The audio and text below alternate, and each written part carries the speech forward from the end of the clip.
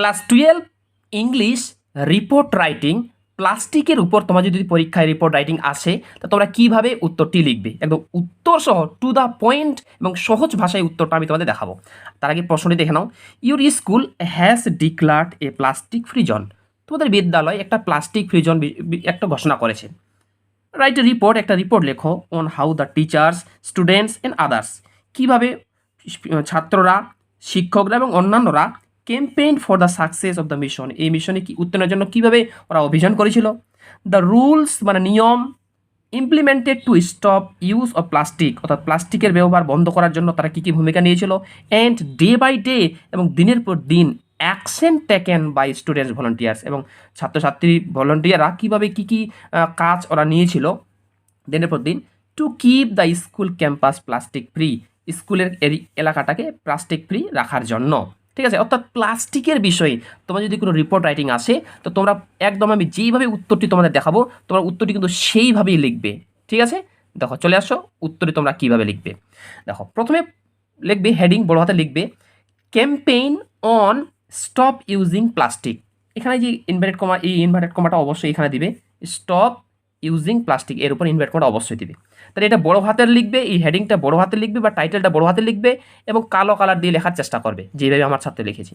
তারপর এখানে লিখবে কি নিজের বিদ্যালয়ের নাম, আমি ঢাকঢোল হাই স্কুল লিখেছি, তোমরা তোমাদের নিজের বিদ্যালয়ের নাম লিখবে। যদি কেউ বিদ্যালয়ের নাম না দাও তো এখানে তোমাদের থানার নাম দিলেও হবে, কিন্তু ডাইরেক্ট তোমাদের থানা কথা এখানে দিয়ে দিবে।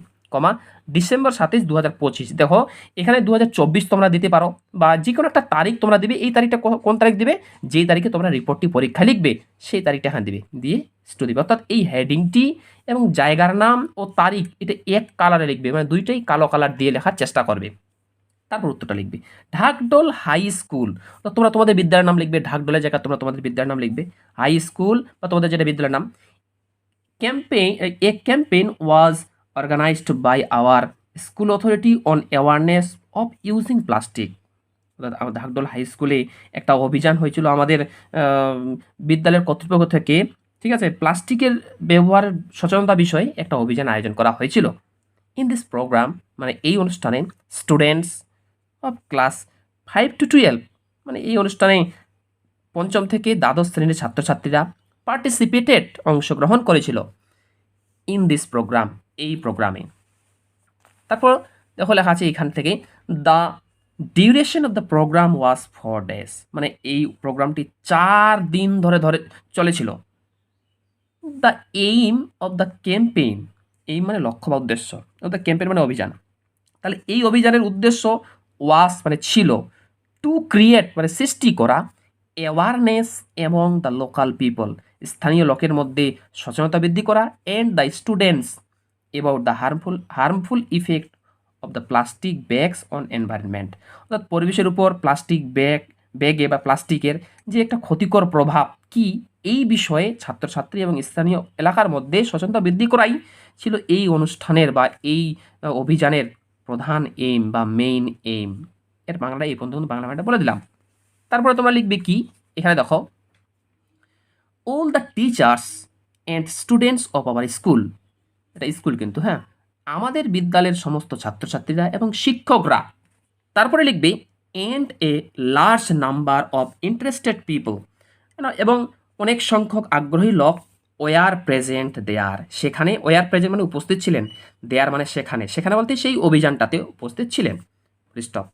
The campaign was initiated, the campaign মানে অভিযানটি, ওয়াজ ইনিটিয়েটেড মানে শুরু করা হয়, ইনিটিয়েট মানে স্টার্ট মানে শুরু করা হয়, বাই ডেলিভারিং অ্যান্ড, এটা এন হবে, এ আর এন হবে, N ইন্সপাইরেশনাল speech of our headmaster, অর্থাৎ আমাদের বিদ্যালয়ের হেডমাস্টার মশাই দ্বারা একটা অনুপ্রেরণামূলক ভাষণ বা বক্তব্য দিয়ে দ্য ক্যাম্পেইন ওয়াজ ইনিটিয়েট মানে এই অনুষ্ঠানটা শুরু করা হয়।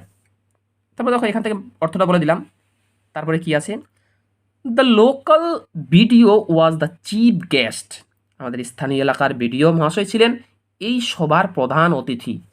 And the local MLA was the special guest of our locality, অর্থাৎ আমাদের স্থানীয় এলাকার এমএলএ সাহেব ছিল কিন্তু একটা স্পেশাল গেস্ট।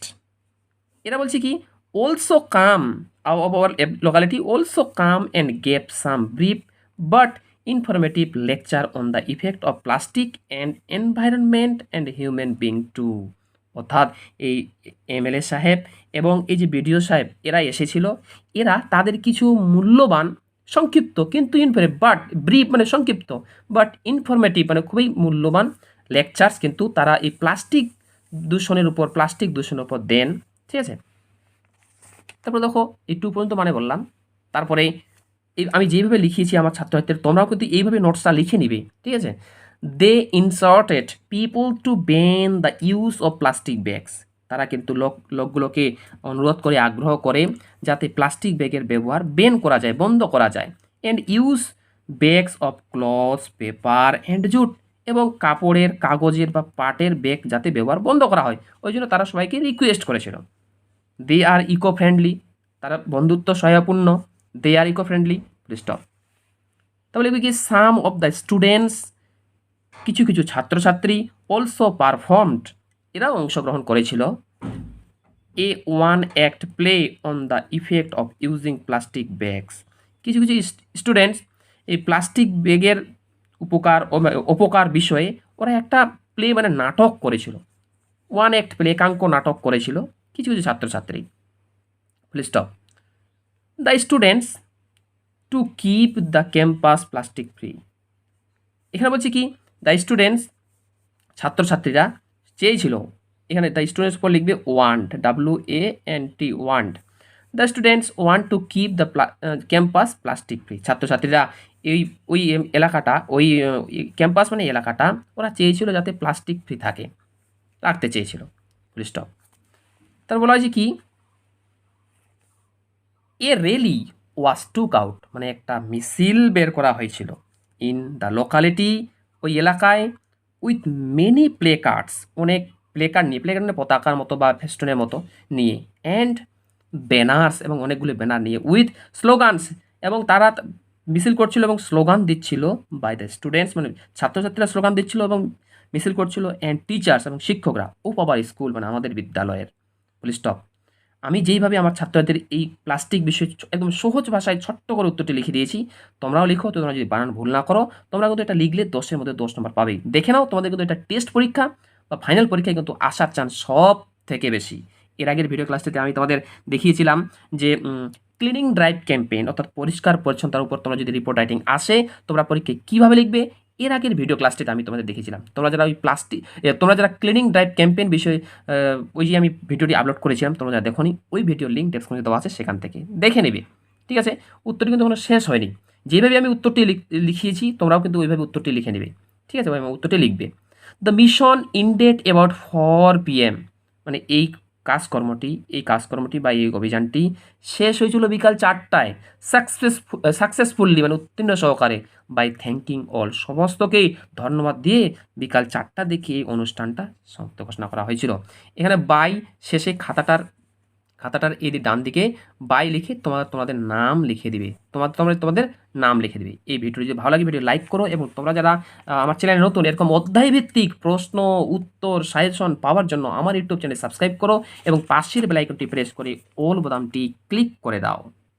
এরপরের ভিডিও ক্লাসটিতে আমি তোমাদের অন কিলিং এ ট্রি কবিতা থেকে 6 মার্কের প্রশ্ন উত্তর দেখাবো।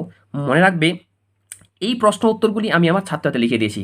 দেখো, লাইন ধরে কোশ্চিন, এই যে দেখো, so hack and chop but this alone won't do it, এটা কিন্তু 6 মার্কের প্রশ্ন উত্তর। এই যে 2 নম্বর but question on killing a tree থেকে, এইটা কিন্তু 2টা প্রশ্নের উত্তর একটাই হবে, এবং এই প্রশ্নের উত্তরটা আমি তোমাদের একদম সহজ ভাষায় পয়েন্ট করে উত্তর আছে, আমি তোমাদের এরপর ভিডিওতে দেখাবো। 3 নম্বরে আমি আমার ছাত্রদের কি নোট লিখিয়ে দিয়েছি, এটার প্রশ্নের উত্তর আমি তোমাদের এরপর ভিডিও ক্লাসটিতে দেখাবো। আর একটা নোট আছে, যেটা হচ্ছে এই লাইন তুলে question, and then it is done. এই 4টা পড়ে গেলে এই 4টার মধ্যেই পরীক্ষা তোমরা একটা কমন পেয়ে যাবে, একদম সহজ ভাষায় এবং ছোট্ট করে উত্তর। এরপরের ভিডিও ক্লাসটিতে আমি তোমাদের এই প্রশ্ন উত্তরগুলি সমস্ত কিছু